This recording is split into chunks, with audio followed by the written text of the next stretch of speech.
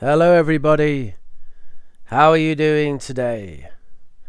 Now, if you have very good eyes, you may notice something is a little different today. That's right, I've got glasses. No, the thing is, I'm away from home right now and I don't have my webcam. So that's a problem. I forgot my webcam. And also, I don't have my good microphone. So you may notice the sound quality isn't ideal. But hey ho, that's life. It's Christmas. Let's talk about English. So, if you have any questions about language learning, education, or English learning, English in general, post those questions into the chat and I shall do my best to answer them in detail. And I'm going to speak quite slowly today. I'll try. Let's see. Slow but natural. That's going to be the idea today. Slow but natural. So you can see that Pachu has started us off. As said, already posted my question. So we will start with you, Pachu. Pachu has asked, inversion in conversation. What are they? And how can we use them in conversation? So, when Pachu says, what are they? I think the point is, what is inversion? So let's start with what is inversion.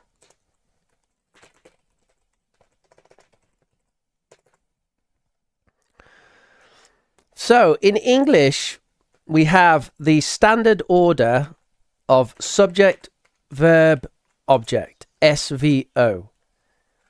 He eats cheese. And this is what we call the standard word order of a sentence. He eats cheese. Now, inversion is when we change the verb and the subject. Although that's not normally the main verb, it's normally the auxiliary verb. So we need to see a sentence with the auxiliary verb. 1 second. The moment I start streaming is when I start coughing like crazy. So let's take a sentence with an auxiliary verb like he does eat cheese, which we can use for emphasis. And you can hear we've got subject, auxiliary, verb, object. So we've got savo. And that's our normal word order with the subject first. Inversion is when we swap the subject over so it's not first. And in this case, we would have asvo, which is does he eat cheese? And you will notice here that this is actually the normal question word order. So, in fact, inversion is the correct word order to use with questions.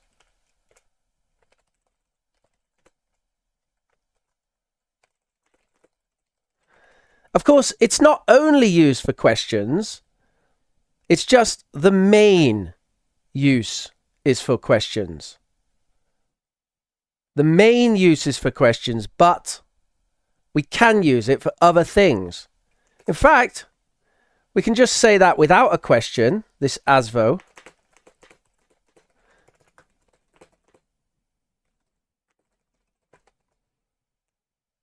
Does he eat cheese? You can actually say that. It's quite specific. quite unusual, but there is an idea there of emphasis with some exasperation, a strong emphasis of something. The idea being here, what I'm trying to tell you is inversion is often used for questions, but it doesn't need to be used for questions. It can also be used for other things. So let's have a look at some of those other things that we can use inversion for. Let's have a look at some of those other things that we can use inversion for. So the one you often learn at advanced level is called negative adverbials with inversion. That sounds like quite a fancy thing. It's not that fancy. So it's negative adverbials with inversion. And this is when we have a negative adverbial such as never, rarely, or not only. And then we follow that negative adverbial. When we say negative adverbial, this just means a word or phrase which acts as an adverb. So an adverbial is a word or phrase that acts as an adverb. And here we have some of those words or phrases acting as adverbs. The negative, so never, rarely, not only. And then we follow that with inversion.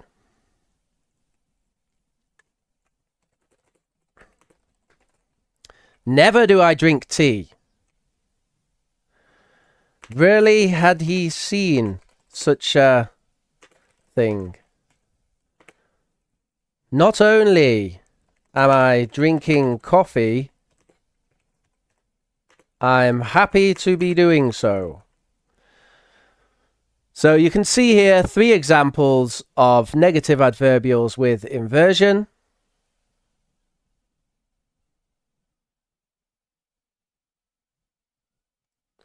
Never do I drink tea. Never do I drink tea. Rarely had he seen such a thing. Not only am I drinking coffee, I'm happy to be doing so. And we can, of course, express all these things in natural sentence order. This one would be, I never drink tea. This one would be, he had rarely seen such a thing. And this one would be, I'm happy to be drinking coffee. No, I'm happy to be...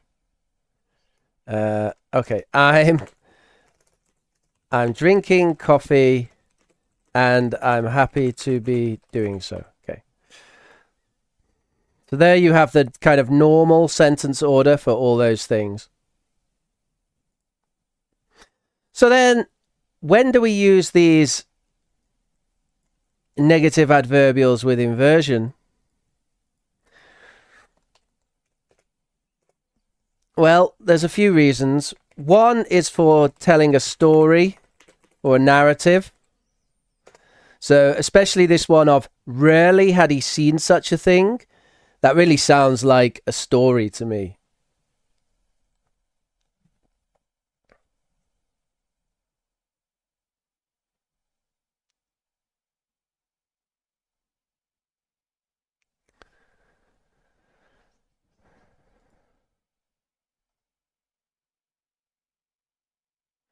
The other situation is being a bit formal and well spoken.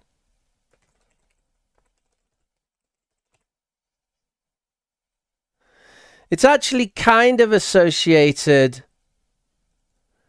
with, let's say, finer speech. So maybe this idea of never do I drink tea. It sounds quite... It sounds like an author speaking, you know?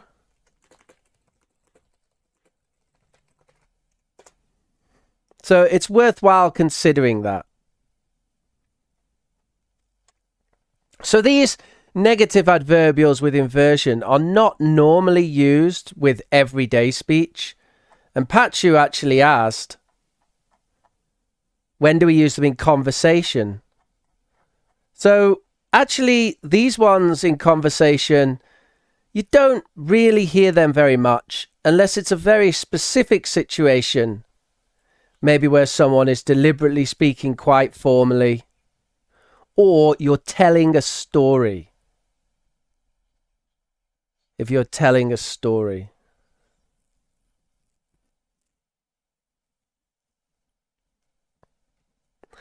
I'm trying to think if there's an exception to that. Just give me a moment. I'll have a little think. Yes, there is. There is, and they are the conditionals.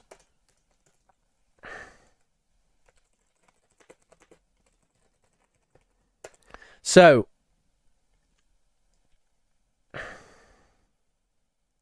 second and third conditional. You can use inversion as a shortcut for a second and third conditional, and these you actually do hear in conversation. Don't overuse them because they are still quite rare. They are not as common as the full form of the conditional. However, you do hear them in conversation. So, how do you do this? Well, for the second, you just start with were. So you say something like, were it not for the rain, we'd go to the beach.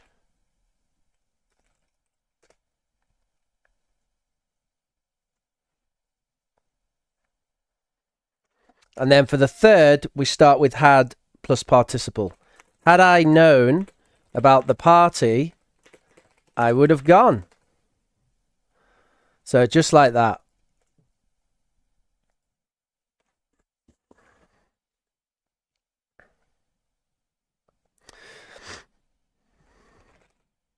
Were I taller, I'd play basketball.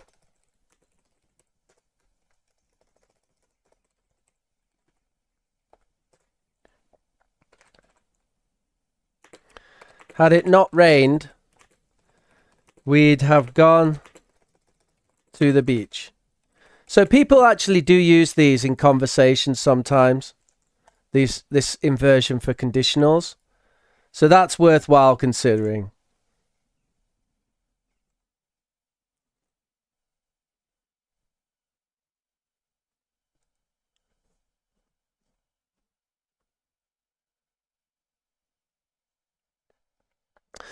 The main thing I could say here, Pachu, is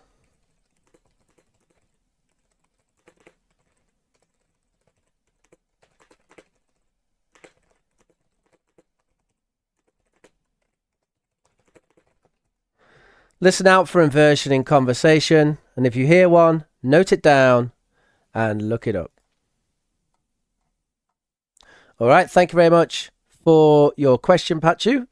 We're now going to move on. So we have a question from Ryan, who says, are all of the sentences correct? So let's have a look at this. Don't stick your head out the car window. Don't stick your head out of the car window. Don't put your head out of the car window. Don't stick your feet out the car window. Don't stick your feet out of the car window. Don't put your feet out of the car window. Yes, they are all correct. They are all correct. So you can say all of those sentences.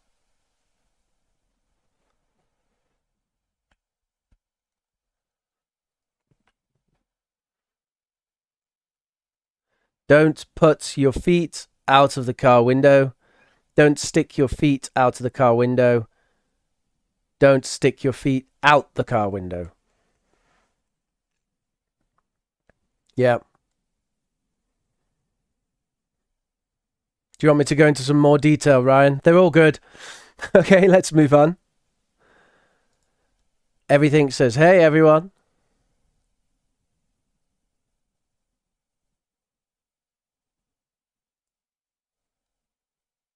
Yes, Pallavi, I have no webcam. So this is what we're doing today. Okay. Let's just deal with that. On the table is the book. Outside of the house is the dog. Another inversion in a positive sentence. On the table is the book. Ooh. Ooh, ooh. Isn't that interesting? Let's have a look at this, Dan. Outside of the house is the dog. Wow, look at that. There is the dog. Outside of the house is the dog. In England, can we say like in England are many houses? Yeah, we can. In England are many houses. On the table is the book. This is quite interesting, this, Dan. This specific situation. I haven't thought about this before, but it is quite interesting. We can put these places at the start of sentences, and it does appear to be a form of inversion, because we can't really say that the place is the subject, can we?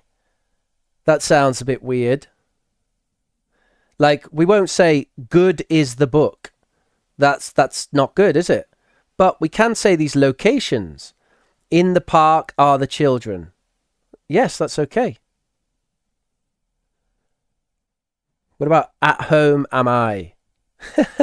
That sounds like Yoda, so that's not good. On the table is the book. Yeah? Yeah, this seems like inversion to me, Dan. I think it's right to call that a type of inversion. And it's where we invert using the place.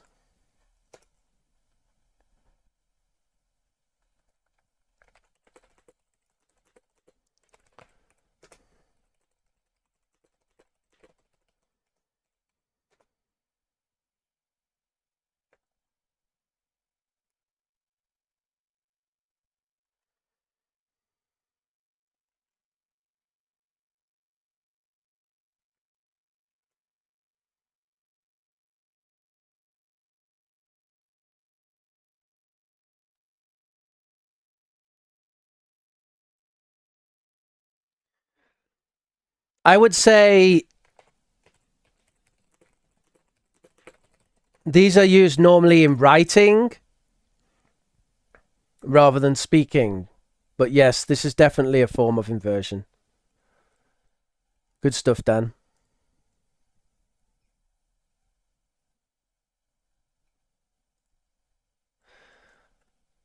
Really?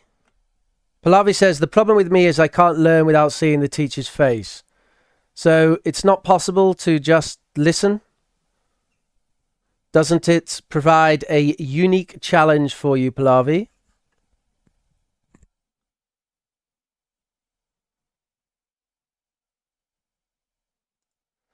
Under no circumstances may you be calm and collected.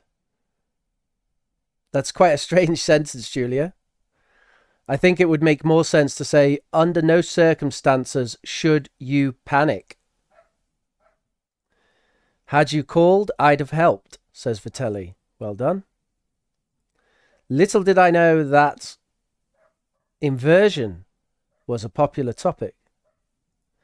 So you look a bit like Arthur Conan Doyle. You sure? I think Arthur Conan Doyle's a bit fatter than this guy. These are called reverse conditionals. That's one word for them. Sleepwalker, you know why I have that habit, because teachers say, look at me in the time. Yes. It's true, especially with languages. It can be quite useful to look at the teacher's mouth in order to imagine how to say certain things. It helps with pronunciation. However, it is also interesting to try this with just audio, and that provides you with a unique communicative challenge, like speaking on the phone. And I've done some lessons like this recently, and the students found it quite useful. So try it. Anawat says, I believe that I can't remember the imponderable vastness of English vocabulary, even though I try to assimilate it into my knowledge and understanding. What should I do to overcome this problem? I can't remember the imponderable vastness of English vocabulary. Anawat.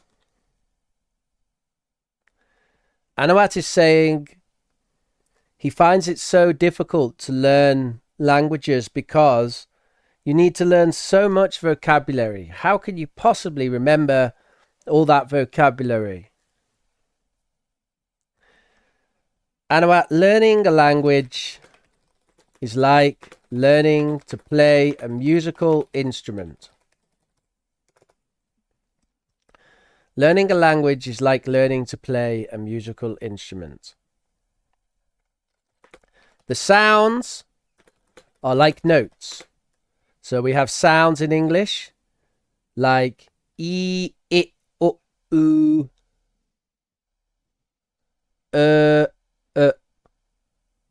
or, a,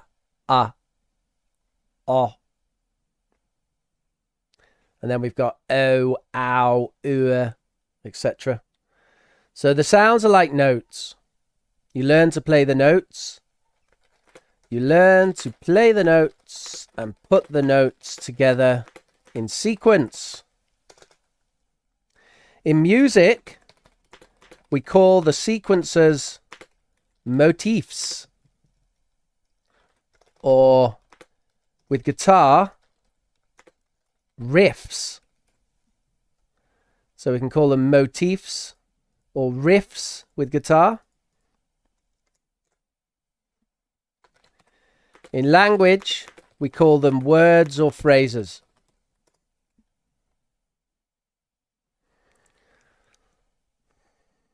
Also known as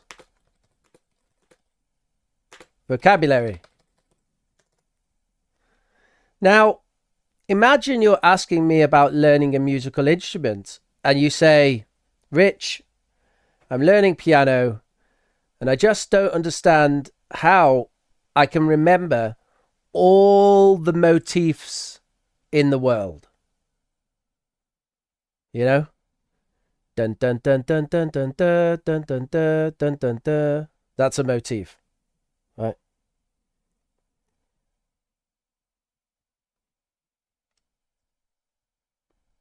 Another motif. Dun dun dun dun. Right? Motif. So we got these motifs, and you say to me, I can't remember all the motifs. And it's like, well, yeah, of course you can't remember all the motifs. That's impossible. The best piano player in the world can't remember all the motifs. That's not possible. If they're going to perform a certain concert, then they will practice those specific motifs. And also, over time, they get better at naturally producing motifs, even if they're not exactly the original motifs. There's a gentleman who plays the piano in our church, and he doesn't play the exact notes of the song. He plays the song kind of naturally. He knows the tune more or less, and he sort of plays it naturally. And that's kind of how you should develop with language. So that's my first answer to you, Anawat. I'm going to do this a two-part answer, but the first answer is you will not and cannot remember all the vocabulary which you study. However, over time, you will get better at relying on instinct.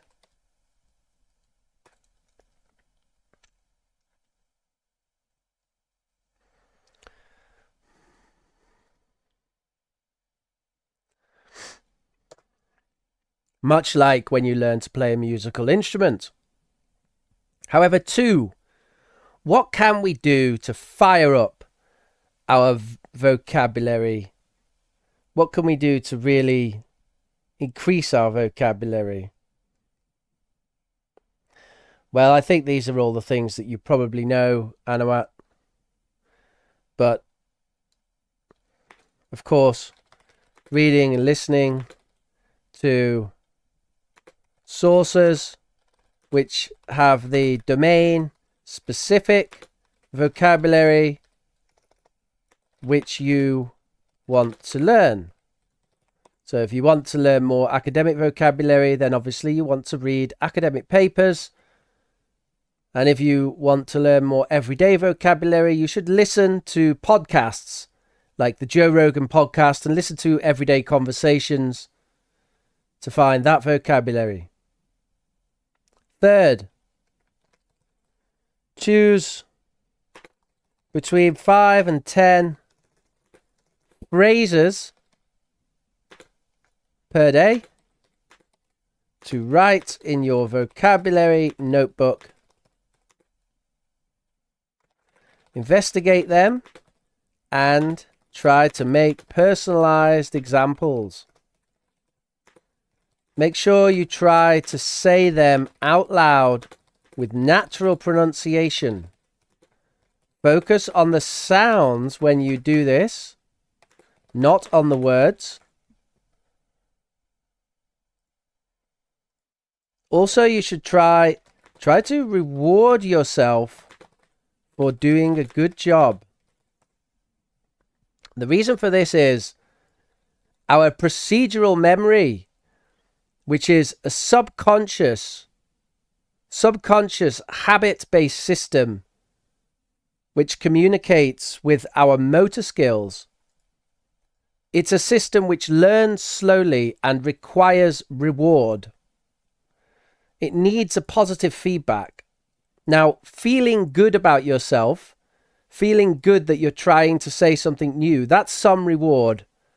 However, it's also good to get a better reward.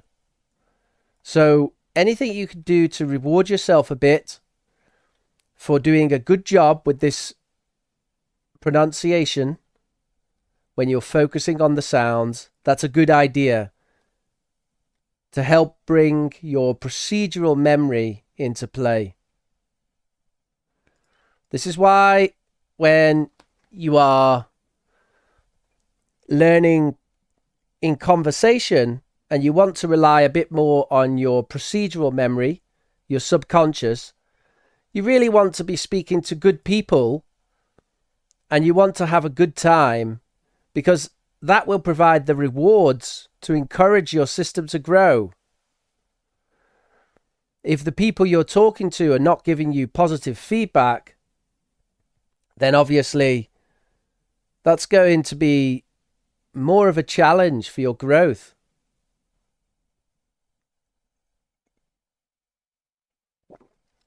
This is actually why classes can be a good idea, because one of the teacher's jobs is to ensure that the interactions in the classroom are positive. So other than that, Anawat, that's about all I could say for the moment. Memorization, conscious memorization is important, by the way. So obviously conscious memorization is in part of it. In fact, it's worthwhile saying this.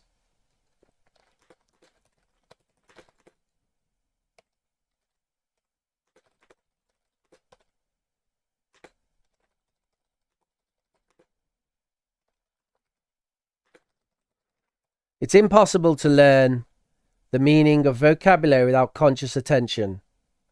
Now, this is almost certainly true. The reason why we know this is true is because the conscious memory system of the mind is semantic. The unconscious memory system of the mind, the procedural, is rule-based and motor skill orientated. So the unconscious memory system of the mind does not deal in semantics. Semantics is a fancy word which means meaning. So in other words, whenever we deal with meaning, not rule-based meaning, so not logical meaning or just rule-based meaning, but, you know, the meaning like pen is a pen, right? Or red is red. What is the meaning of the color of the word red? When I say red, I say, what is red? When you think of something, that is your conscious memory system, which brings you that and tells you that red is red. There is the procedural system, the unconscious memory system, does not learn semantics like that. Semantics come from from the declarative memory, which is largely conscious. So in other words, we need to know that learning meaning of vocabulary requires conscious attention. Now, you might then say, yeah, but Rich, sometimes I'll come across a word I've never seen before and I just know what it means. So how did I learn what this word means if I never consciously paid attention? So I come across a word, I've never seen it before, and I know what it means.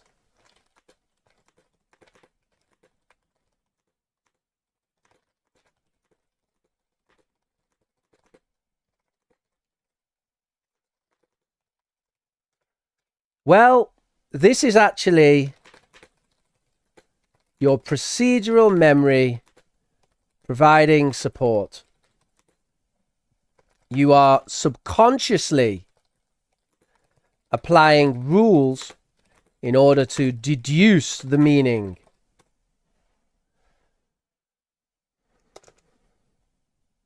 So in other words, if I say something like,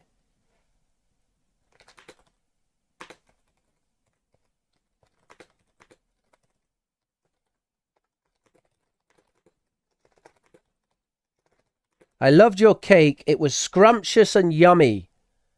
So maybe you don't know the word scrumptious.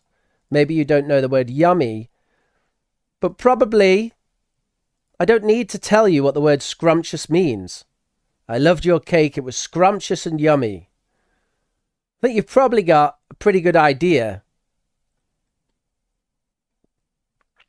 And this sort of thing happens all the time, where we don't need to explicitly learn the meaning of every word, but actually we can deduce the meaning.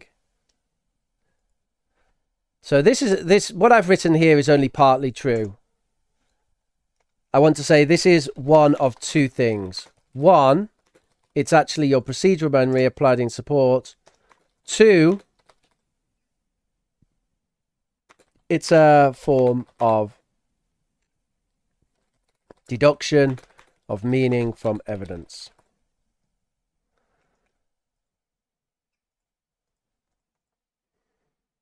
Yes, we have a few things going on there.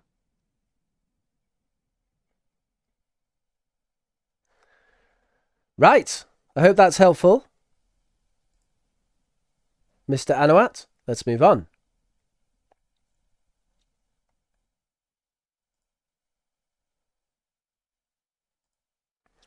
I'm sorry to hear that, Julia.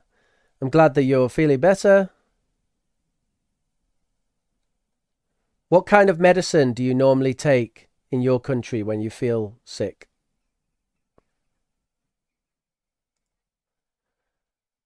Sir, can you spend 10 minutes speaking about British dinner etiquette? Yeah, we can do that, Pachu. Can we come back to that later?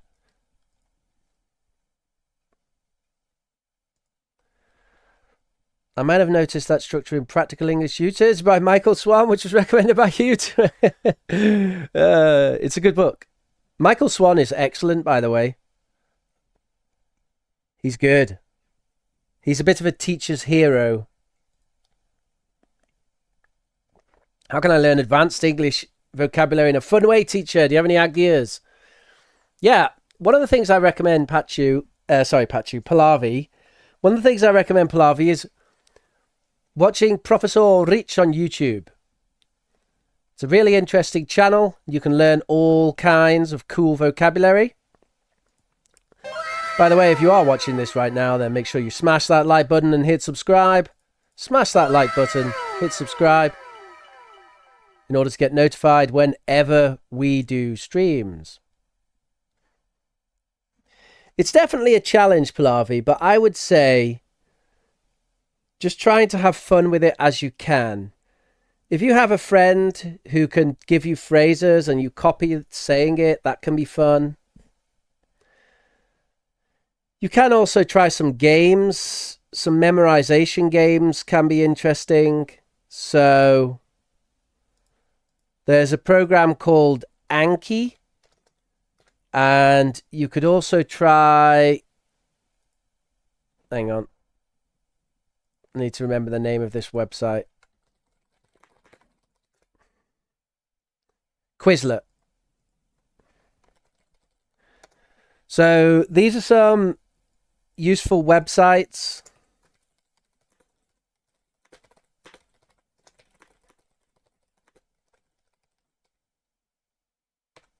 Useful websites for storing and practicing vocabulary. Of course, you also have Kahoot, but, you know, Kahoot's a bit more for classes. And that kind of gamification can help you a little bit, Pallavi. Also, extensive writing. So writing a diary and trying to use your words of the day. These sorts of tasks can be good.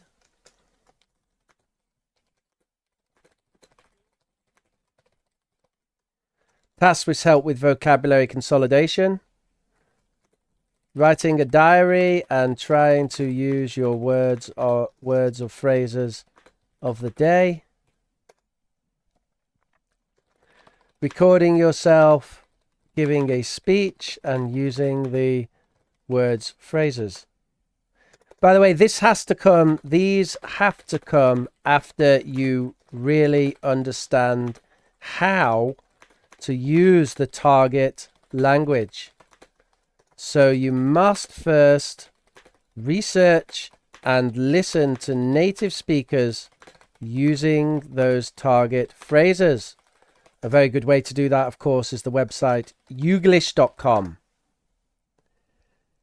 which is a website which allows you to search YouTube for specific phrases.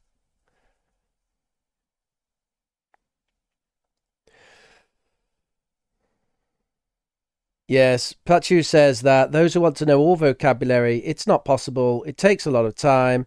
You come across it in reading and listening and then use it. So vocabulary is not the destination, but it's a journey. That's right. Have you read the play Rhinoceros by Eugene Ionesco? No, I have not. I'm not really well read on English literature. I have to be honest. My limitation is pretty much Arthur Conan Doyle and Graham Greene. Yeah, I would actually... So Vitelli says reading across all genres, for example, would be one way to pick up new vocabulary.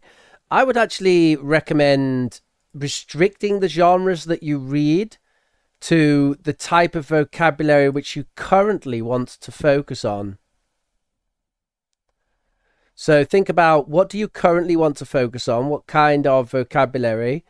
And for the moment, restrict your reading to that genre and then change it later to another one.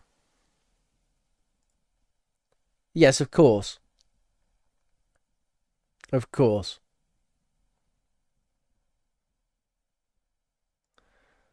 That's true for all speakers of all languages. That's true, Pallavi. It is kind of difficult to reward yourself, but you can, because we know that this is possible because if I give you a basketball and ask you to learn how to throw the ball into the hoop, and you spend 10,000 hours on your own doing it, you will get better. In fact, you'll get very good. So we know that self-reward is possible. The feeling of the ball going through the hoop is a positive reward. And so you'll get better and better. So it does work.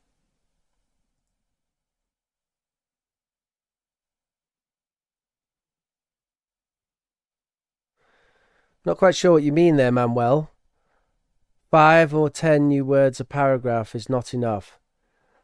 I would recommend reading things with less than 5 new words per paragraph, honestly. I think that's too many. I would say like 2 new words per paragraph. That's where you should read. So, learning by osmosis, I know I used to think this, Vitelli, but if you watch my recent video about the new cognitive model of language learning, it's called the DP model, the Declarative Procedural Model, you'll see that we have to be very careful about learning by osmosis because it seems that primarily the declarative system, which is our only semantic system, is pretty much entirely conscious. So actually learning by osmosis does apply, but it applies to motor skills and rules, but not idiosyncratic language. In other words, language which on its own has a specific meaning, we can't learn that by osmosis. We need to learn it consciously. It's neuroscientifically impossible that we learn it by osmosis. We have the real evidence for it now. So idiosyncratic knowledge must be learnt in the declarative system, and the declarative system is primarily conscious. So yes, learning by osmosis is good for motor skills.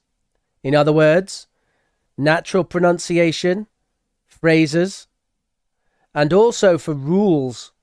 So if you learn a rule, like when to use ed forms, or when to put auxiliaries and where to put them, word order, things like that, you can learn that by osmosis. But idiosyncratic vocabulary, in other words, individual items of meaning, we need to learn them consciously. It's not osmosis. That's how it seems to be, Vitelli. Yes, I agree. Trying to work it out from the context. That's a conscious thing that we do. So that's a conscious activity, and it is very good to do that. Are by and via interchangeable? Via WhatsApp, by WhatsApp, cross the bridge, cross onto the bridge, cross.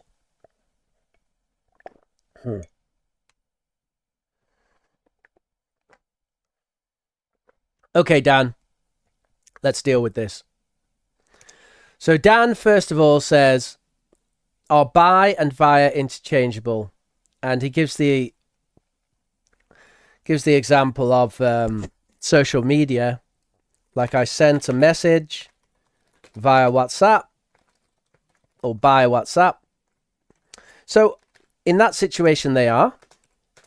But we need to be careful here because, okay, via means like through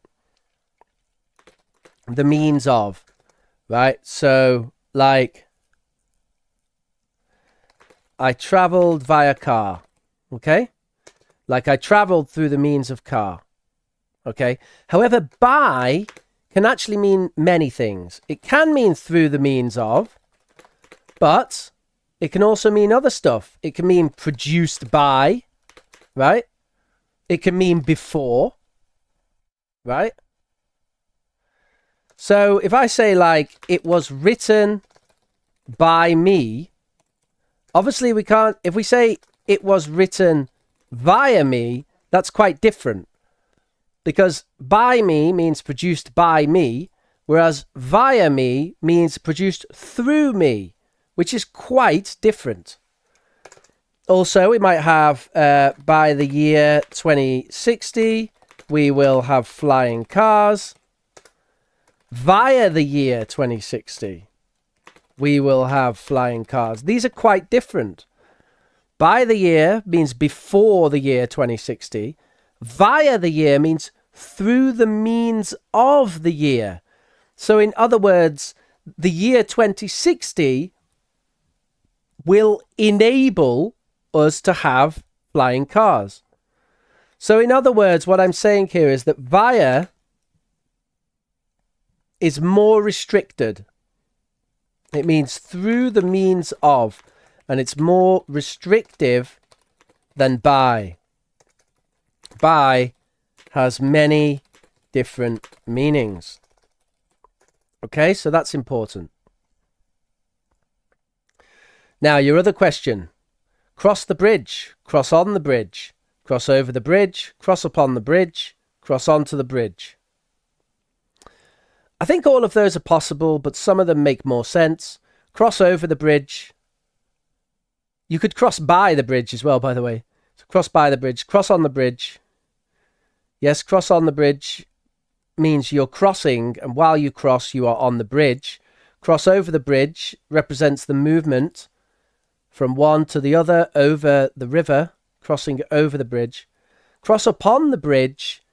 So the idea there seems like you are kind of below the bridge and you're looking up and you're saying, hey, let's cross upon the bridge.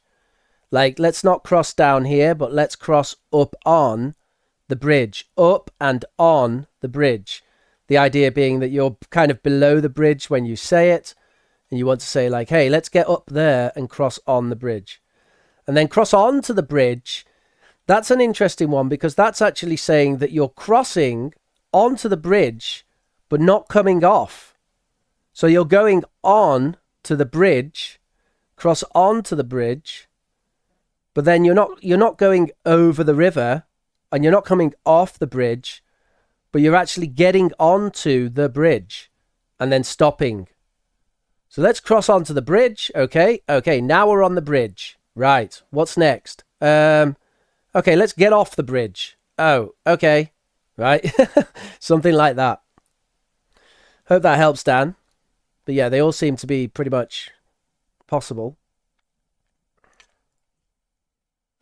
Yes, Patru, that is essentially my takeaway from the declarative procedural model. Is that grammar can be learned unconsciously, slowly, and with reward. We need it's going to be repetitive, slow, and it needs reward. But vocabulary can actually be learned quickly with conscious effort. That's right. If I learned 10 new words, 8 out of 10 words would disappear from my mind the next day, says Anwar. That's okay. That's okay. That means you're learning 2 new words a day. That's pretty good.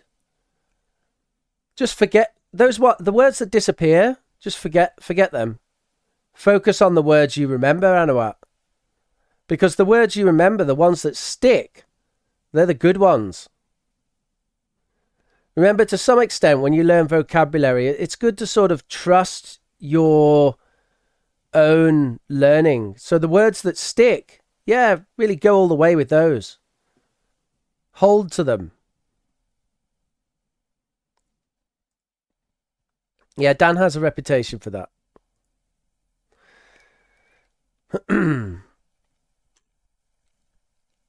You take paracetamol. Yes, that's right. Yeah, that's pretty much what people do here as well, Julia. We have a thing called Lemsip, quite popular, which is like lemon, sugar, and paracetamol. It's a hot drink. People like that.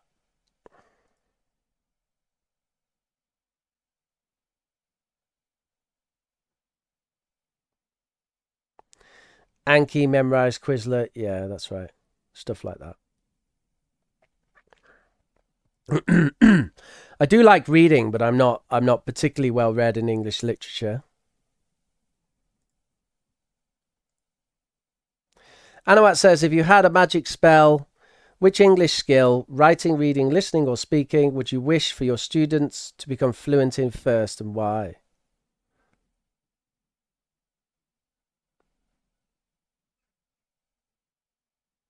Listening.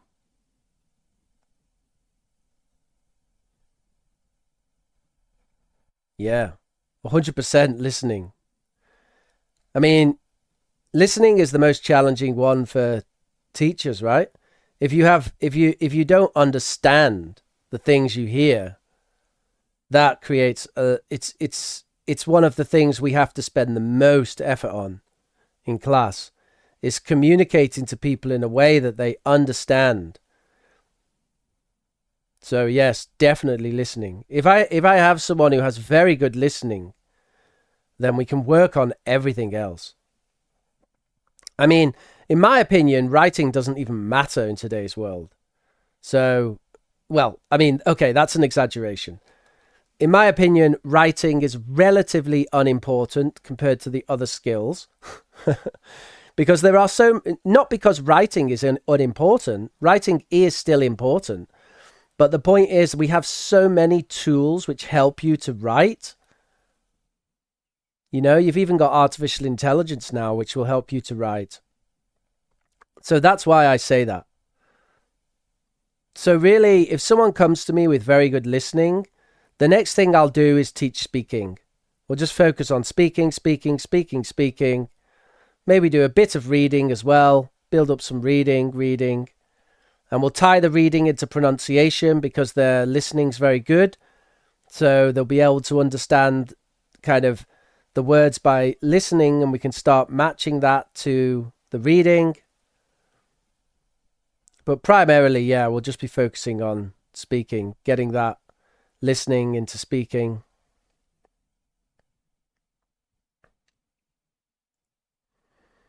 Hello, Pavia.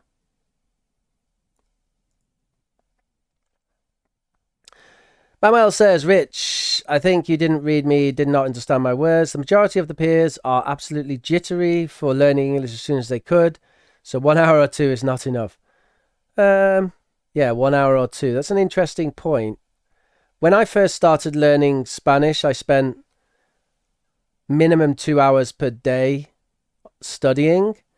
And sometimes that went up to 4 or 5 hours per day. But honestly, my progress was measured more in months and years rather than hours per day. I think hours per day can make a difference, but the months and the years, they make a real difference as long as you keep up your learning over that time. I know that people are in a rush and so on, but I think it is better to just accept language learning as a long-term passion, like learning a musical instrument. As I said before, you're not going to learn how to be a master pianist in 1 year unless you're a genius.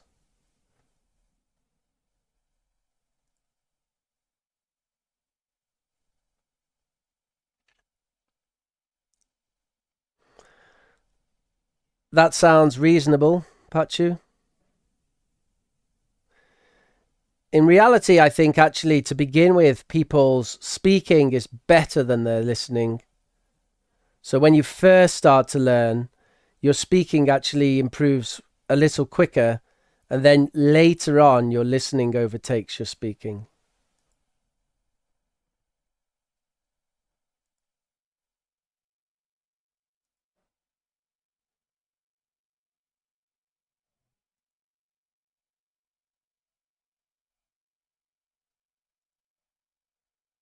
Sylvia says that whiskey is better than paracetamol.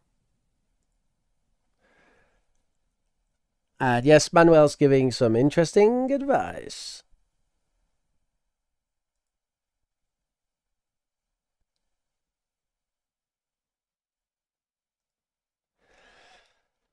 Sivijani Niramnak says, what makes you a good teacher? What makes you a good teacher? You mean me? So you want me to talk about what makes me a good teacher? Is this like self-promotion? Is that what you want, Sivijani? Sivijanya? What makes me a good teacher? Okay. Sure. Feel a bit weird about this, but okay. Okay. So, I mean, I'm probably not a good teacher for everyone.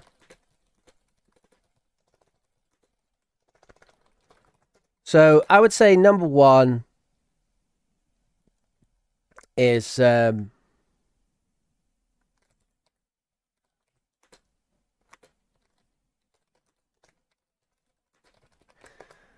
I love unusual and outside the box topics. So if you are someone who likes to think about unusual things, then I'm a good teacher for you. And then number two is I am well studied and practiced in a large range of teaching techniques. So, in other words, I keep well read on current language learning. I keep up to date with academia. And yeah, I have 16 years experience.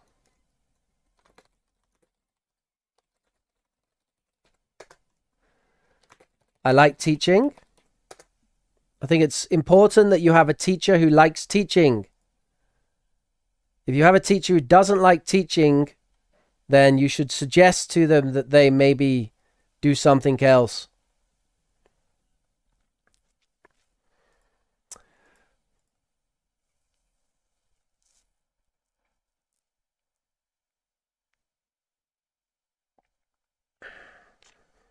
So there's those things.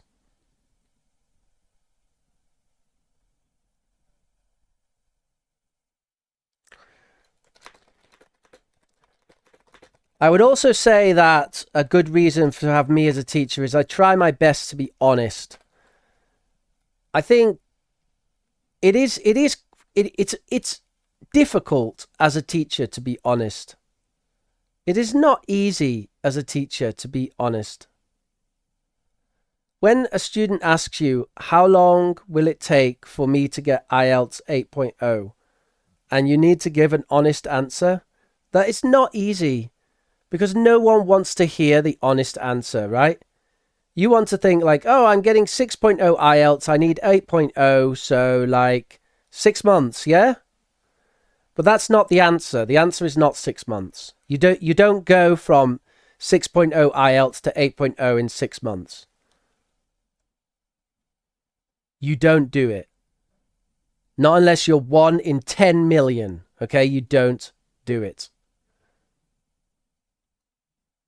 It's going to take 18 months or 2 years. And that's if you work very hard.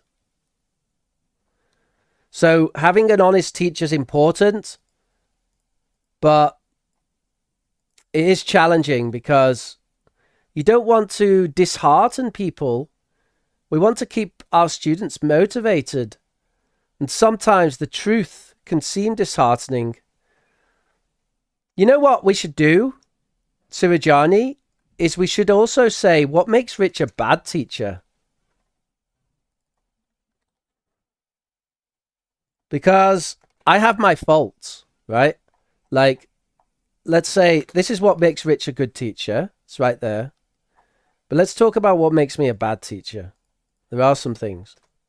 So one, I would say,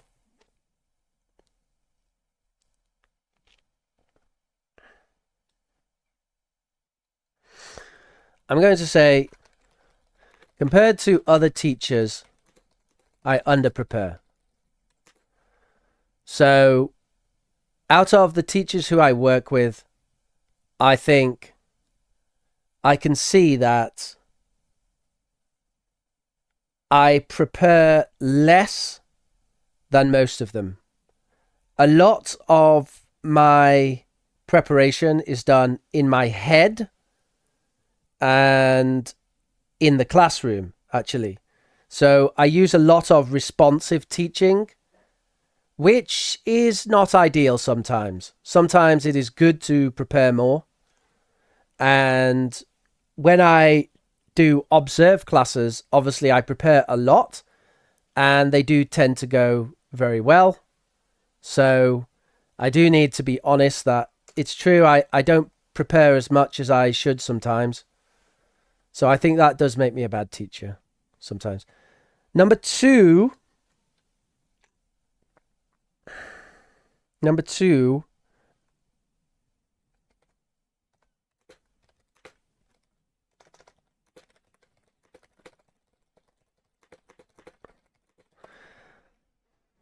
I'm not a particularly gentle person.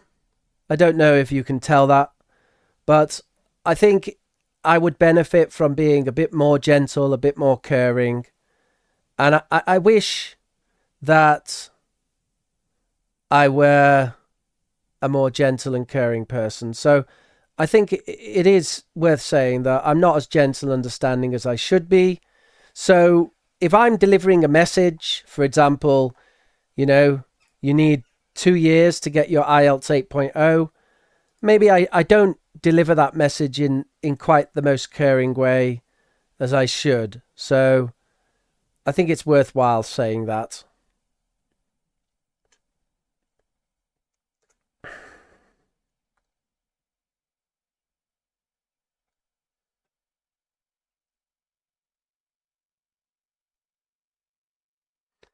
And can we think of one more? So under-prepare, not as gentle as I should be. I could be more patient. I think a lot of my students probably would say that I am patient, but I have to be honest that actually I'm not. I'm not a patient person. I wish I were more patient, but I'm not. I'm not patient at all. And it's a big challenge for me as a teacher. So, yeah. I guess that sort of sums up my strengths and weaknesses. So basically, if you want an interesting, well-studied, well-informed teacher with wild topics, who you can... The other thing is, I'm quite good at answering questions on the spot. So some teachers, they really need to prepare their answers. I don't need to prepare my answers. I will think my answers on the spot. I should write that because my students actually tell me they like that.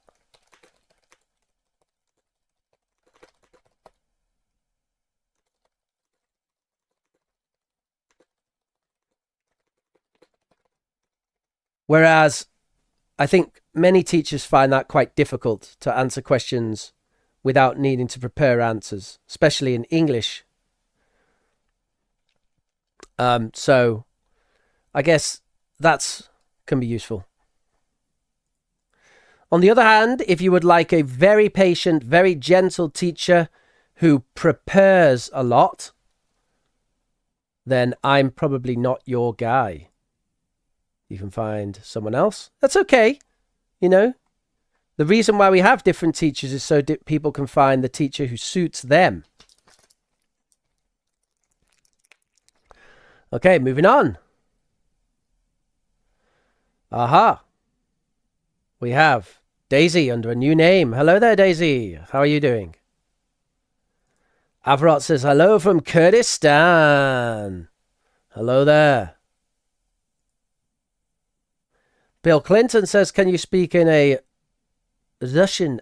How did they do Russian? I can't remember. Sorry, can't remember. Hudusha. The Ukrainians also say Hudusha, by the way, sometimes. Although in Ukrainian they prefer to say tak. Is that right? Tak? Yeah.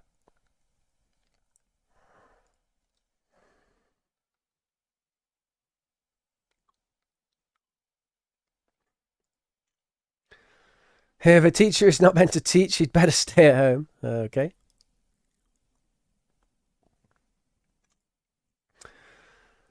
Interesting. Cow likes the accent. Okay. Well, I can't take too much credit for that. However, my accent has changed quite a bit from being a teacher. I used to speak a little bit more like this. Are we going to go to the pub? Or where should we go? But my accent has changed now to this. This is my just default accent. This is just how I speak now. I'm not putting it on. But you know, I do put it on sometimes though. I have like a posh version. Have you heard it? Where I'll be like, "Hello everybody and welcome to Professor Rich. Today we are going to talk about this stuff." So that's that's not my real voice. This how I'm speaking now is my real voice. And how I used to speak in the past was something like, let me try and do it. Hang on. What do you mean by that? So what do you mean by that? Do you see? Is it about the football? Is that what you mean? So yeah, that was my older voice, something like that. How can you do your own accent from years ago? It's impossible. I don't know. But anyway, this is how I speak now. Okay.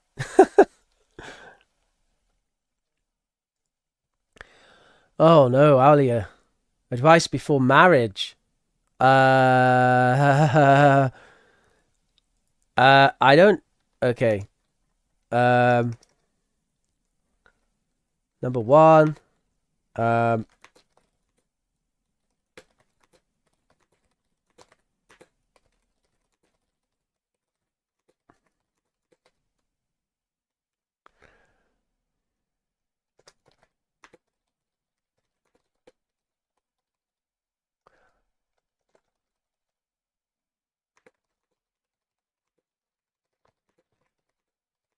I would say if there are any red flags, concerns whatsoever, don't do it. And if hesitating causes more problems, definitely don't do it.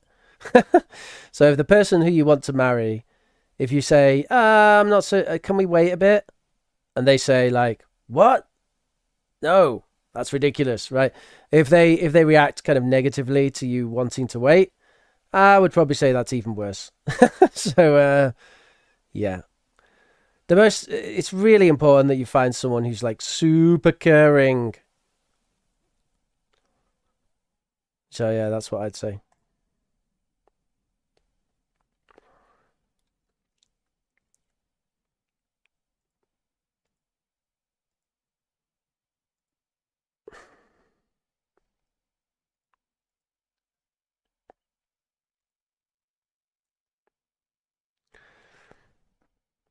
Similar mindset, financial plans. I mean, yeah, that sort of practical stuff is quite important, but honestly, I think that it's really deeply it's about personality, you know? I think a lot of it is about personality. You can talk about values all you want. I don't know. I think to some extent you can work values out if you have the right personalities together.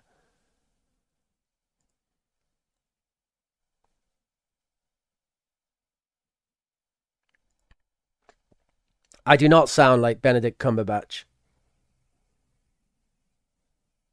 How does he sound? Let me Benedict Cumberbatch. Yes. No, I can't do it. He has such a deep voice as well, doesn't he? It's like super deep voice. I don't know what you mean. No, I can't do it. Can't do him. But no, I don't sound like him.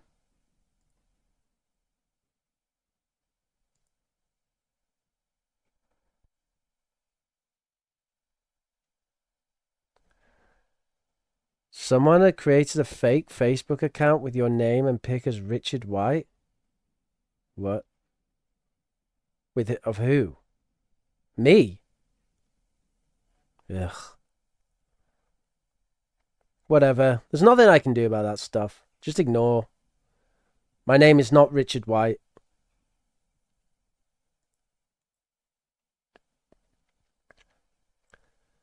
No. I don't think so. At all, actually.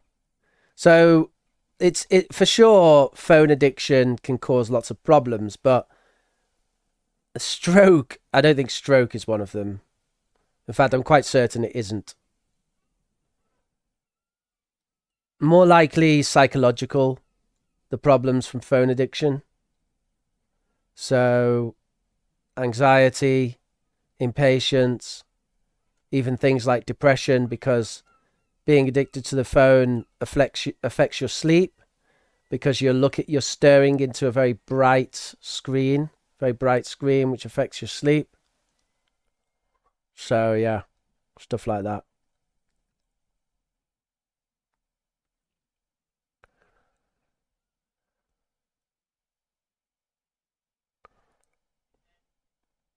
Mental health. So addiction to phone could be a problem more for mental health. It's highly unlikely that phones cause any physical problems. There were some concerns about cancer, but I think there's no evidence of that still about mobile phones and cancer, even after all these years. Of course, I'm not will I don't want to completely dismiss it, but it seems like there are other things which are much more likely to cause cancer, like junk food and smoking and being in the sun without sunscreen. These are all very dangerous activities. Whereas if mobile phone causes cancer, then it's much lower than those activities. So probably nothing to worry about. However, the psychological effects of mobile phones is significant.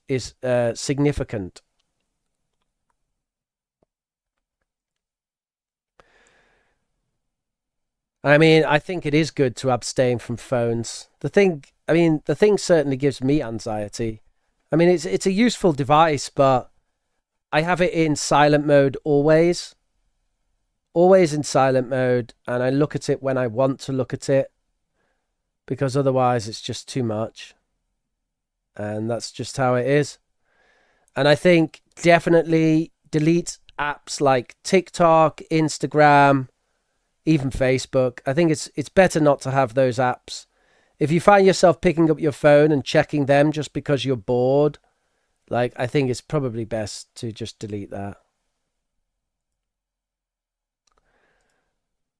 Read a book instead. Hello, Gus, who today is known as Elium. Elium. Elium. Or if you like, you can just call him El. It means the.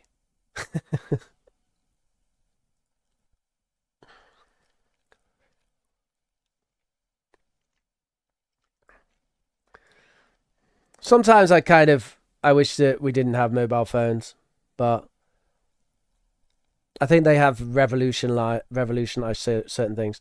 The real problem is things like TikTok and Instagram. I mean, ugh, I can't stand it. Can't stand that. It's one of the reasons I stopped doing shorts as well. It's just like you are playing into that idea of keeping people watching your little addictive video for 30 seconds before they go to the next one. I don't know. There's just something not good about it. I much prefer this long form stuff, you know? If you're ready to sit down and listen to someone talk about learning English for 1 hour and a half every week, I think that's much better for you than watching shorts and TikTok and so on. And I don't necessarily even mean for your learning. I just mean psychologically, it's better. You have to keep your attention for all this time. It's better for you to stay focused on something for an extended period of time rather than listening to these 60-second quick videos and your attention's jumping, right? This is something I have problems with, you know? But I can only imagine how bad this is for the younger generation. Gus says, what's the best stream to this day? The one you found the most fun, informative, etc. So, in terms of performance, the stream we did last week about declarative procedural model did very well. That stream last week did really well. I mean, it blew up. We got 100 new subscribers. 100 from one stream. That's really good. So that was amazing. So I might do some more academic stuff like that because apparently people really liked that. And I'm going to need to rewatch it a little bit to find out why. However, in my opinion, which one did I find the best, the most informative? Let me just take a little look. I'm going to just have a look through the streams to remind myself.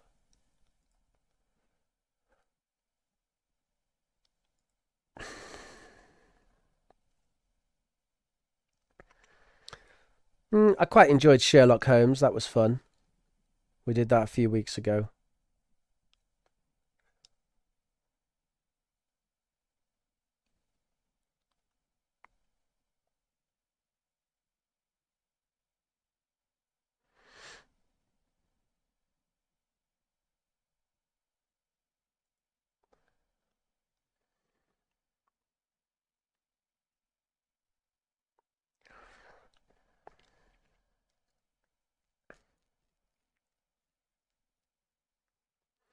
I enjoy the story classes. So I enjoyed the jungle story that we did.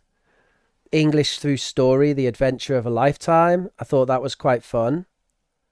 That didn't do amazing on YouTube. So that's the links in the chat to that, the jungle story. That's quite good.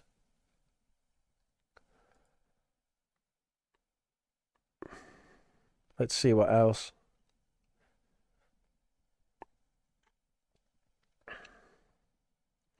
Job interview, giving directions.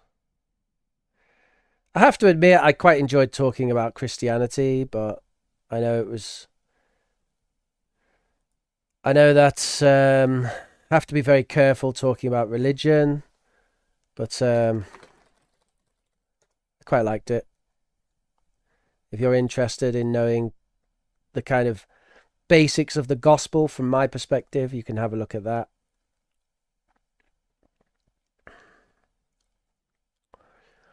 Let's see. Advanced grammar, stress, IL. I don't really like these classes which are like articles or like relative clauses in English or the conditionals. Like, I don't like classes that have a grammar point as a topic, but I know that students like those, so that's why I do them. But personally, I kind of like these ones which are more...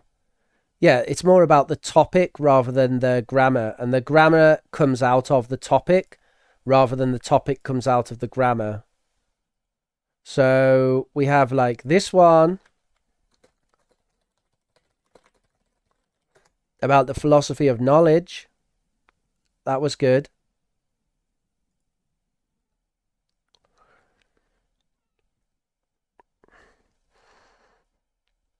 And...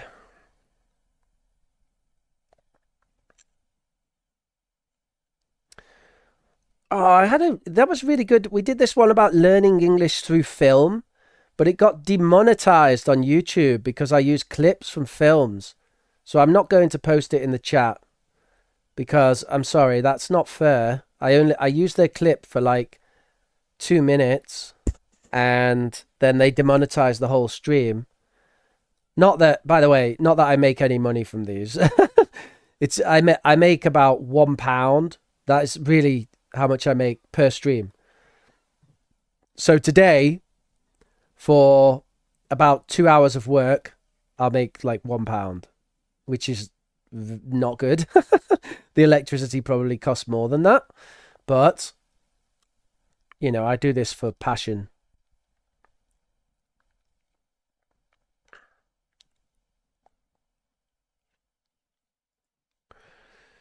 Anything else? Prof Rich reacts to Prof Rich. That was fun. I reacted to my own video, but that was so unpopular. Nobody cared about that at all. So I'm never doing that again. Feel good English, lift your spirits. I do this kind of stuff a lot. I do this stuff quite a lot, so I do quite like positive, optimistic, feel good English. Because, you know, honestly, I'm quite a negative person. I have to be honest with you. I don't know if you can tell that. As a teacher, you probably don't notice, because obviously I'm not going to be negative to you guys, right? I'm not here to complain to you. I'm here to keep you positive and motivated and teach you English.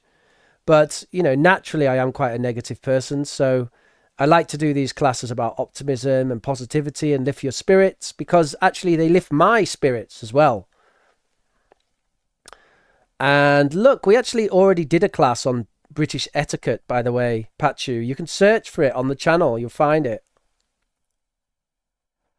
Oh, the power of music. That was so fun, that one. I really enjoyed that one.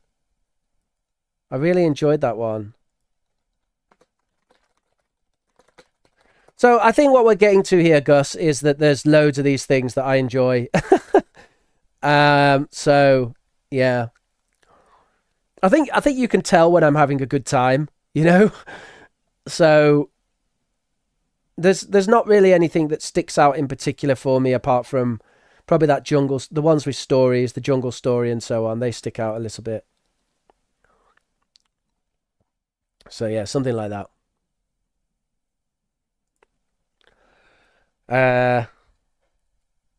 Oh, do you guys make snowmen? Yeah, of course. Snowmen very popular in England. Whenever it snows, you see lots of snowmen. People love snowmen.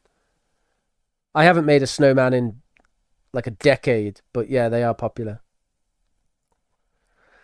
Yeah, I loved it too, Gus. It was great, wasn't it? Oh, and I contacted Michael Ullman, Dr. Ullman. I contacted him to ask him for an interview, but he's just had a child, so he's on paternity leave. Good for him. Congratulations. Bad for me. Imagine how awesome it would be to interview that guy. Yeah, I really wanted to speak to him. But anyway, congratulations, Dr. Ullman, on the birth of your child. I don't know if it's his first baby or if he has several, but congratulations.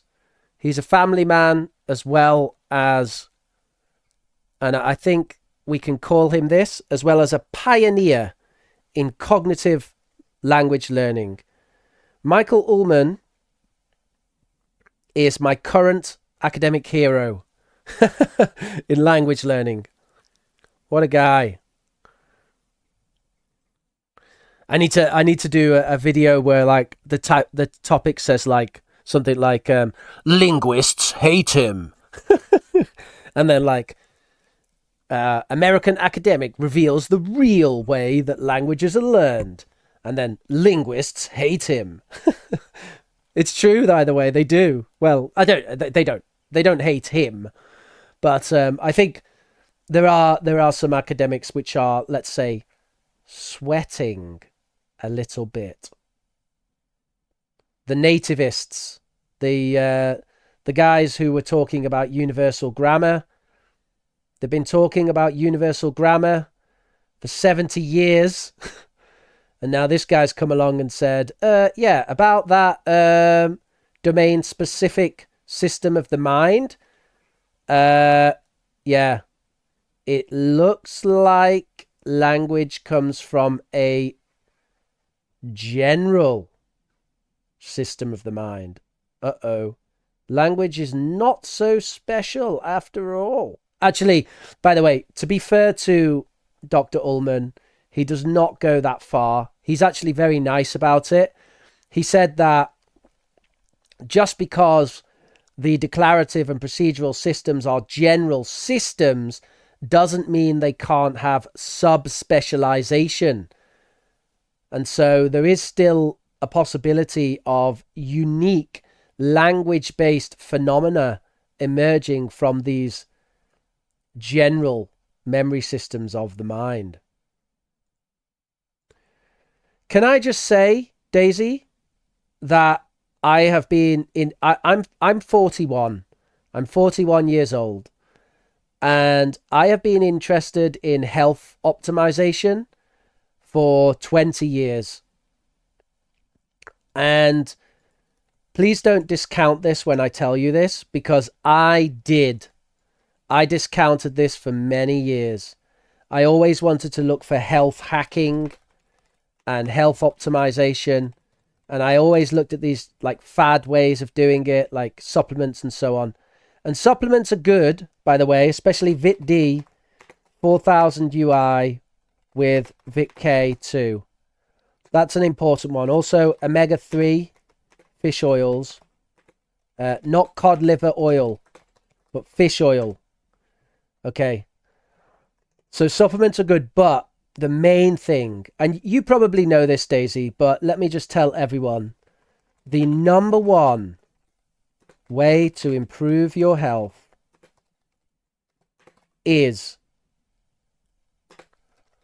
fresh food which does not have any ingredients which you would not have in your kitchen. Right? So what do I mean by that? I mean, don't buy the stuff already cooked. Don't buy the stuff in packages. Don't buy the stuff that's been in a factory. And by the way, this includes pasta and bread and things like that. I'm totally serious when I say this, okay? RFK Jr. is right. I'm serious. He is. Fresh fruit, vegetables, fresh meat, fresh fish. This is what you should eat. And nuts and seeds, fresh. If you eat this stuff, fresh stuff, for 1 month, you will notice a big difference. Fresh, fresh, fresh. And how do you... So you go to the supermarket, right? Let me show you. We go to the supermarket. And you say, hey, Rich, come on. I'm going to buy fresh bread. That's good for me, right? Fresh bread, yes. What do you think? Let me show you a picture. So there's our fresh bread from Sainsbury's. Well, let's have a look at the ingredients of our fresh bread. Here's the ingredients. I'm going to read these ingredients and you tell me which of these ingredients are fresh. Number 1, fortified British wheat flour. What is flour? What is flour? Flour is grass seeds which are crushed into a powder. So we have grass seeds crushed into a powder. That is not fresh. That is processed.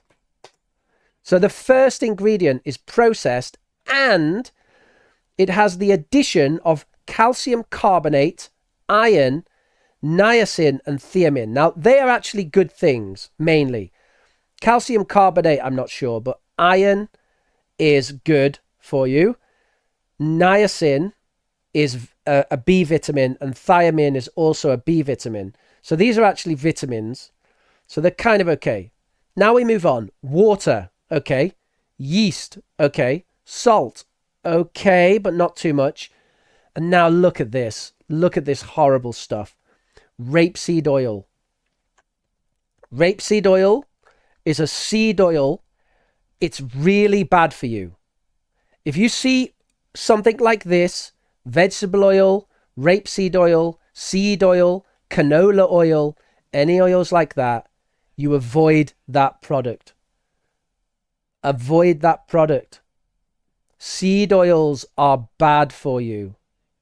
Don't eat foods with seed oils in them. So immediately you see rapeseed oil, don't get it. Okay? So that's to start with, no. Then we have spirit vinegar. Well, okay, if you're having vinegar, malt vinegar's probably better, but honestly, I would avoid vinegar. So not so good. And now look at this. This is where it gets really bad. We have preservative, calcium propionate. That's bad for you. Soya flour. Soya, in general, it is not great. Soya flour is bad for you. Emulsifiers, they are all bad for you. Okay?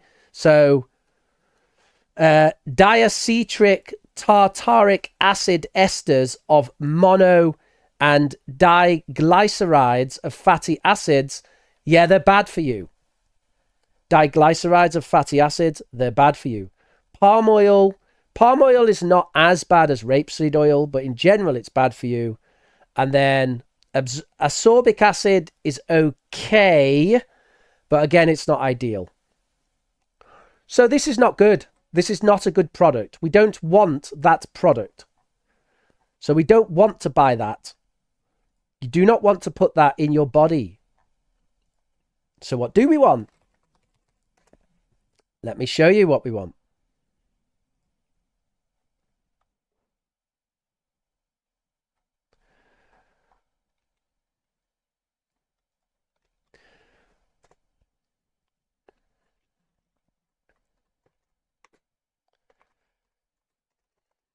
Wash this, cut it up, lightly fry in extra virgin olive oil and add salt. That's what you want. Do that. That is so much better for you than a product which has a million ingredients. By the way, this also applies for things which might seem healthy to you. And really, I hope you can take me seriously on this, Daisy, because I've been trying lots of things for many years with health, but the number one thing, it's affected me physically and it's affected my mental health, is eating fresh food. It has been so good for me, and I cannot recommend it enough. Fresh food, where the ingredients, you buy a product and the ingredients, if the food is broccoli, the ingredients are broccoli. If the food is cheese, the ingredients are cow's milk and salt, and that's it. Not ascorbic acid, not rapeseed oil. There's so much stuff with rapeseed oil in it in the supermarket. It's mental. They have just everything seems to have it in it. Look at this. Look at this thing, okay? So many people eating this stuff. Ooh, look at that. It's yogurt. That's good for you, right? What do you think? Let's look at the ingredients. Oh, a million ingredients. I mean, a bad sign is when you look at the ingredients list and there's more than like 3 ingredients, then you need to worry. Okay? And I mean, what maize flour? Okay, we don't want maize flour. We don't want crushed corn, like corn that's crushed into dust. We don't want that in our product. So that's not great. Milk powder. Why powder? I just want milk, not milk powder. Okay?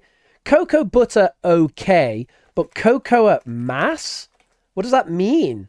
Why not just cocoa butter and some cocoa? Modified starch. Ugh. I don't want modified starch. Okay. Glucose syrup. Yeah, you know glucose syrup? That's really bad for you. Don't eat that. Acea gum. That's really bad for you. Don't eat that. Coconut oil, by the way, is good for you. So coconut oil is okay. But actually, better is coconut butter. Okay. And then soya, yeah, or be suspicious of anything that says soya. Soya can be good for you if it's like fresh soya beans, something like that. But when it's like this kind of extracted chemical from soya, don't eat that. And then we've got pectins. No thanks. Don't want pectins. Citric acid. Citric acid is probably okay. It's basically just lemon juice. They've got carotenes. That's an extract from carrots. It's not good. So, Richard's fresh food diet. Fresh vegetables and fruit. You can add salt if you want. Dairy, fresh milk. Check the ingredients. Milk often has additives, so you want milk without additives. Pasteurized milk is okay, but raw milk is better. I find it difficult to get raw milk here. Fresh meat and fish. That means not frozen and with no additives. Right? If you buy beef and the ingredients say beef and something else, then think twice, okay? If it says beef, salt, and black pepper, that's okay. Okay, I'll have that. But if it says like beef, salt, sodium, whatever, and potassium something, and ascorbic acid, and stabilizers, right? Then no, I don't want it. Okay, I don't want that stuff. That stuff's bad for you. It has all kinds of effects on your hormones, your endocrine system. Google it.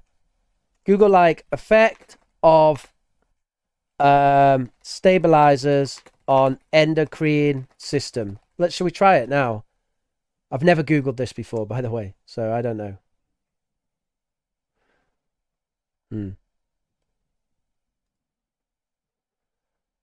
Well, yeah, this is an interesting one. So an article's actually come up about the effect of plastics, microplastics, on the endocrine system.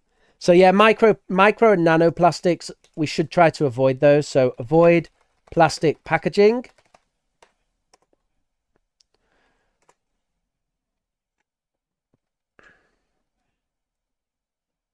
Anyway, you get the idea. I don't want to keep ranting at you. I hope that's been helpful, Daisy. It's my number one advice for health and mental health. Fresh. And if you think, oh, but fresh food is not tasty. I want KFC / whatever. Okay. I want processed food. Okay. Add extra virgin olive oil, organic butter, or salt / pepper to taste. Okay. You can make fresh food taste nice. You just need to add some simple things, right? Some organic butter, some salt, some pepper, and it will taste nice. It will taste nice. You don't need to eat chicken that's covered in grass dust and rapeseed oil. Okay, you don't need it. So yeah, fresh, go fresh. All right, rant over. Hope that helps, Daisy. Let's move on. I left it at home. I'm away from home. Excuse me one sec.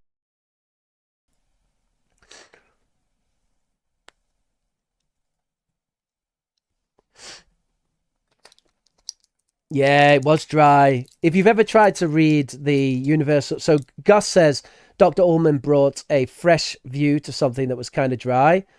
And I agree with that. If you have ever read papers about universal grammar, ugh. It's all theoretical syntax. all these syntactic trees using nouns and verbs and these linguistic arguments for the existence of universal grammar. It's really, really tedious. I'm so happy that we've got something else. I used to love a universal grammar, by the way, but I've just gone against it now. I think Dr. Ullman is correct. This is the way to go. For now. In the future, we might have something else, but the declarative procedural model seems very good for now. And we're going to discover all kinds of useful things from it.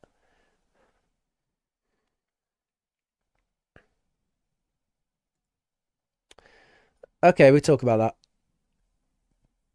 I'm just going to give you the basics, Pachu. Dinner etiquette. So, no elbows on the table.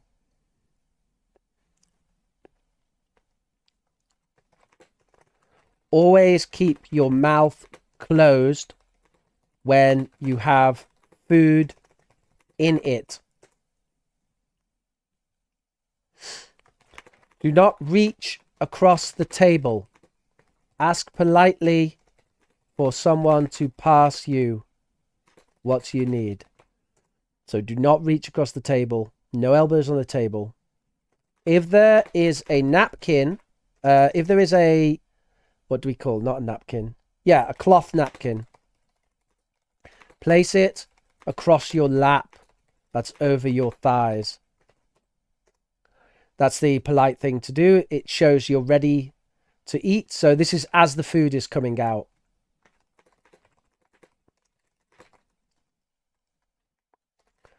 If you are eating with Christians, they will likely give thanks before eating, which will take the form of a prayer, something like, Heavenly Father, thank you for bringing us together today. Thank you for providing this meal for us. And we give thanks and praise to you, Lord, for all of the good things that you do in our life, in bringing us together, in bringing good conversation to our table, and in nourishing us and providing a lovely environment for us today to enjoy our time together. And we pray, Lord, that your Spirit will be with us while we enjoy this meal. We pray these things in the name of your Son, Jesus Christ. Amen. Something like that.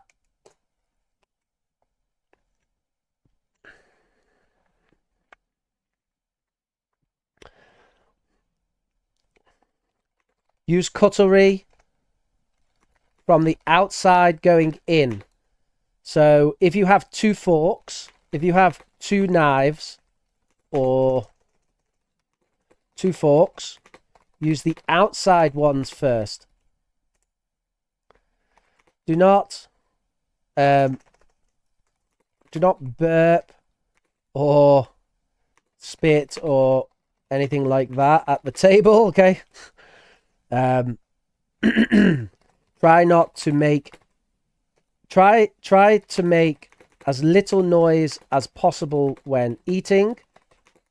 So making noise at the table, like slurping or whatever, is considered impolite in English culture. So you try to make little noise as possible. When you finish eating, place your knife and fork together on the plate in a line. Parallel.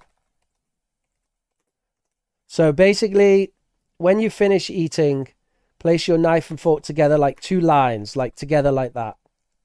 Parallel together. This shows that you're finished eating.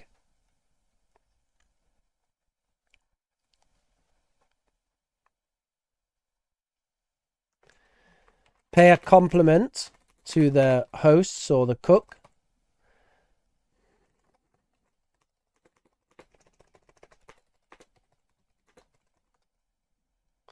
You could take it one step further and say something like,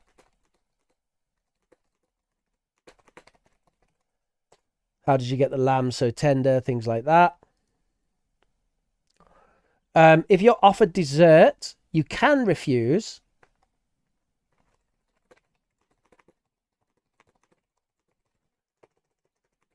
Or you can say something like,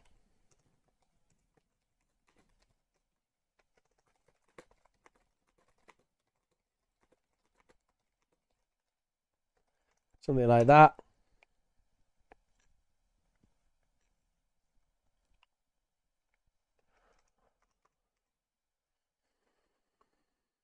I think that covers most things about the dinner etiquette.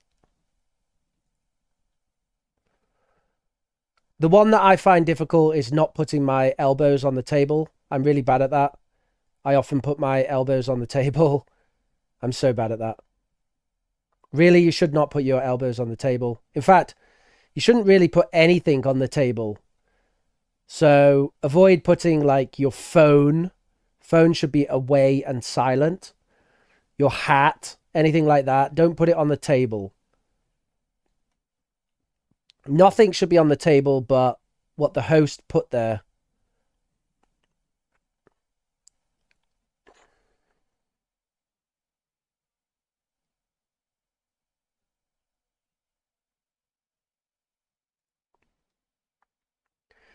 I'm not so sure about that. I think olive oil actually is not, it's not great for you, but it's better than other alternatives. So olive oil is kind of the best of the rest, you know, because lots of oils are bad for you and olive oil's okay.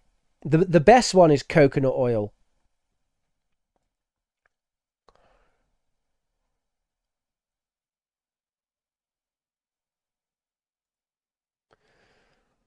Yeah, I think I agree with that. Also, with carbohydrates, you want natural carbohydrates like potatoes, not grass dust, also known as flour. You want to avoid that. Yeah, coconut oil is okay. Coconut milk is great, especially if it's raw coconut milk, fresh coconut milk, not coconut milk in a packet with loads of additional chemicals. We want the fresh coconut milk. Check the ingredients. If it says coconut milk and then some other ingredients, try to find something else that's just coconut milk. Yeah, well, I was talking about diet, Manuel. Manuel says do exercise for 1 hour a day. Yeah, fair enough. And Sylvia's mentioning the green color of Spanish extra virgin olive oil. Yes, I love olive oil with a green color. It's so good. Thank you so much, Manuel, who has contributed a coffee to the stream. And by the way, if you want to contribute anything to the stream, you can down below. There's a donate button. Also, you can now join the membership to join heroes like Sylvia, who are contributing to the existence of this channel. Thank you so much, Sylvia, for joining the membership. You get a lovely little badge by your name. As you can see, Sylvia's got a fancy badge to represent her contributions to the channel.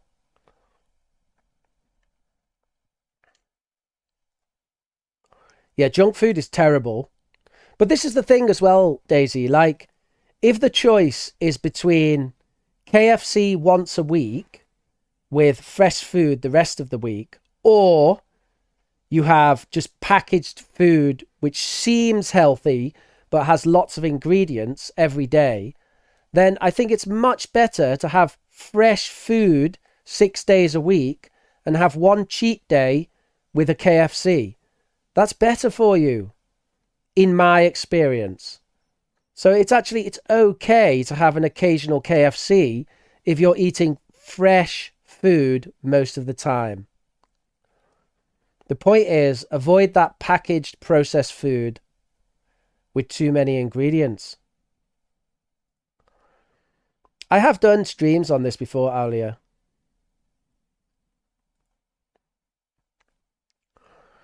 Yeah, we like to give thanks before eating. Thanks to our Father.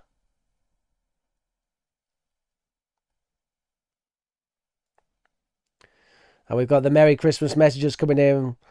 Vitelli says, Happy Christmas, one and all. Thanks for having me, Rich. And Gus says that our cultures are so different. Yeah. Dining etiquette is quite unique, isn't it? Pure Care says, Merry Christmas, Rich and friends. Oh, yes, Italian olive oil, says Sylvia, of course.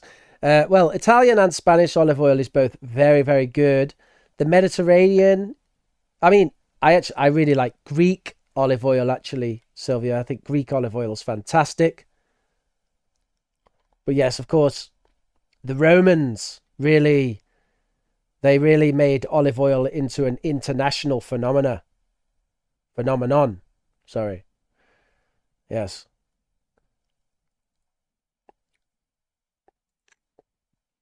Merry Christmas, Rich and everyone. By the way, something to consider about fresh food. It's not just about the nutrition, the chemicals.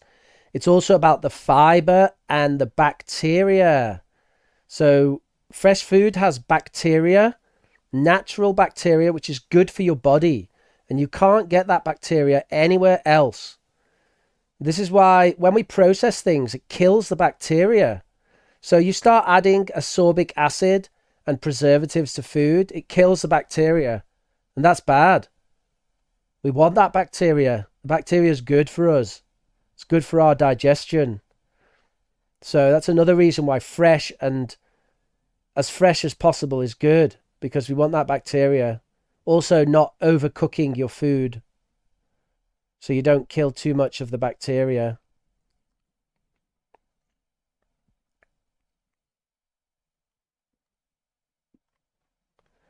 That's interesting. Let me think about that, Alexander. Yeah, that's correct.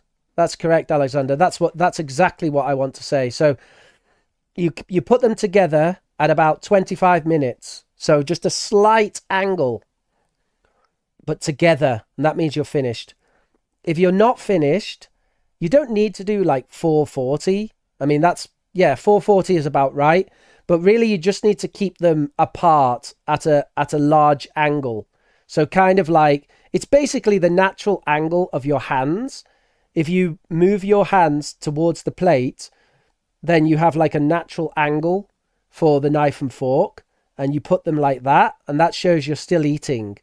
But if you put them together, a slight angle to the right, 25 minutes, that means you're finished. Thank you very much for joining us today. Rich, you sound like Bobby. Bobby who?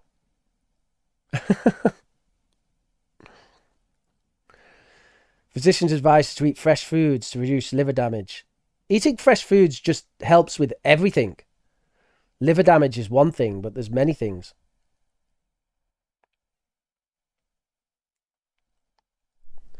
All right, everybody. So thank you very much for joining me today with this rather unusual audio-only stream. Look, he's jumping around like crazy now. Let me just try and... It's better when it's smaller, isn't it? When it's large, it just looks bizarre. Let me just turn up the... Okay. Maybe that's a bit better.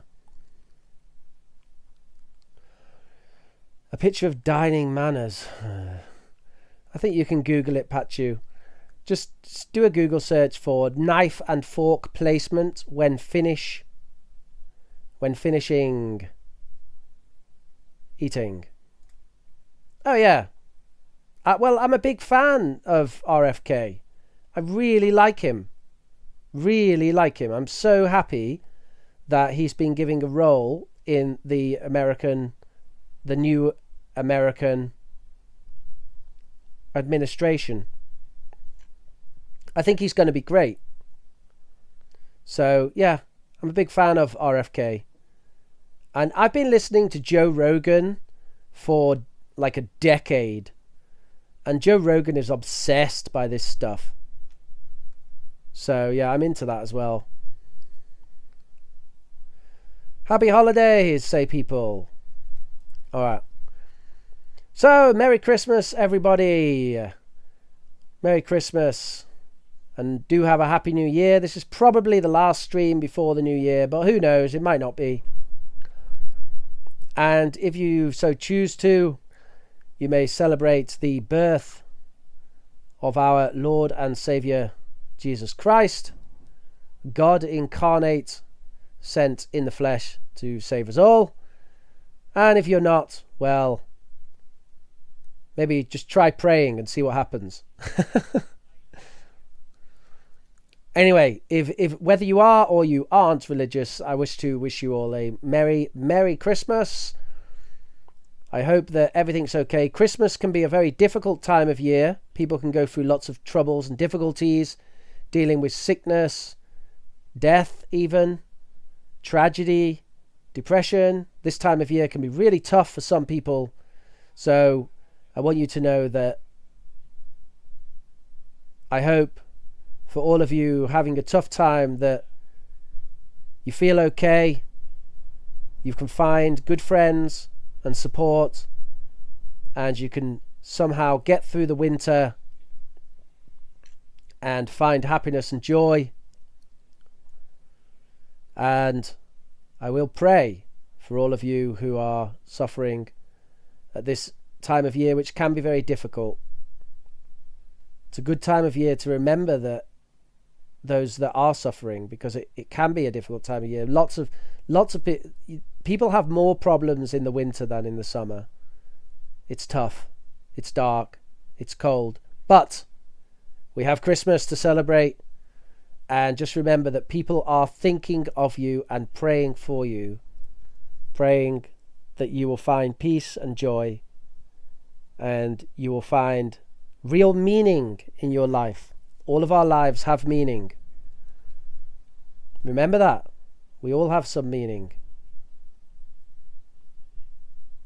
If you contemplate for a moment the absurdity of existence and consciousness, you will begin to understand that there must be some meaning. It's not possible for existence to be meaningless, because without meaning there would be no existence. You cannot have existence without meaning. So it is meaningful. Every moment, every thought, everything you do has some meaning. For me, I think of that as being the consciousness of God and the Spirit of God. But for you, maybe you don't think of it like that. Maybe you just think of it as being consciousness or existence. But when you really take a moment to be silent, just allow yourself to experience being. Take a moment, close your eyes, and you think, do I exist? Well, you do. And what does that mean, that we exist? We are not nothing, but in fact we are something. Existence is happening. It takes no effort for existence to happen. It just happens. We are part of it. So why? What is that all about? Well, that's a difficult question, but looking for the answer to that question, you will notice it necessitates meaning.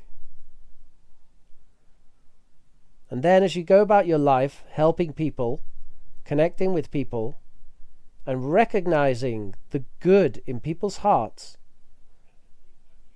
then you start to see, there is something to this, and there's particularly something to this when I go about the world doing good and recognizing the good things that have been done for me.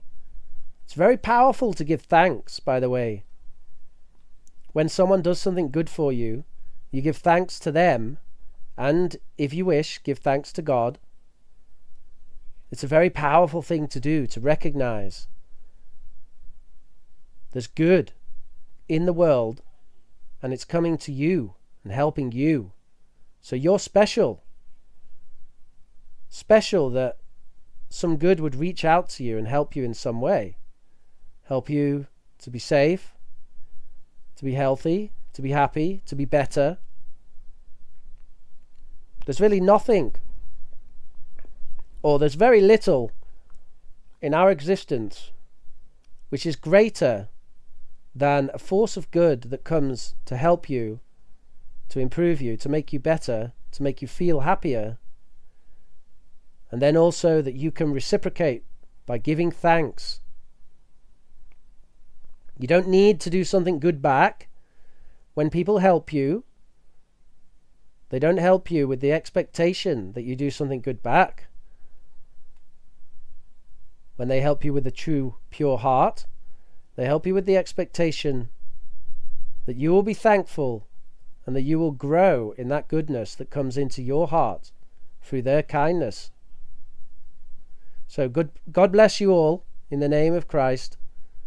May you have a lovely Christmas, and I hope you'll join me again to learn English next time.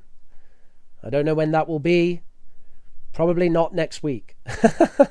But who knows? Hey, keep an eye on your subscriptions, folks. And can I also say, while I'm here, please do pass on the channel to anyone you know who's learning English, and ask them to watch a stream and to subscribe. That's really important. When people subscribe, it's so important for the channel that people subscribe. Even if they don't actually watch their subscriptions, just hit subscribe. It doesn't cost anything, by the way. It's totally free to subscribe. So you just hit that button and it tells YouTube, yes, this person likes this channel, so the channel must be doing something good. So do subscribe and ask your friends to subscribe, please. And we will do our best to help people learning English, improving their communication and language, and growing together. I've got plenty of growing to do. Do not mistake me. I'm a person with many issues. But I do my best. And some of you guys seem to appreciate that, so that's good. All right, everybody. I think that's enough rambling from me. Have a lovely Christmas and Happy New Year, and I will catch you next time. Bye-bye, folks. Have a lovely day. Have a lovely rest of your weekend.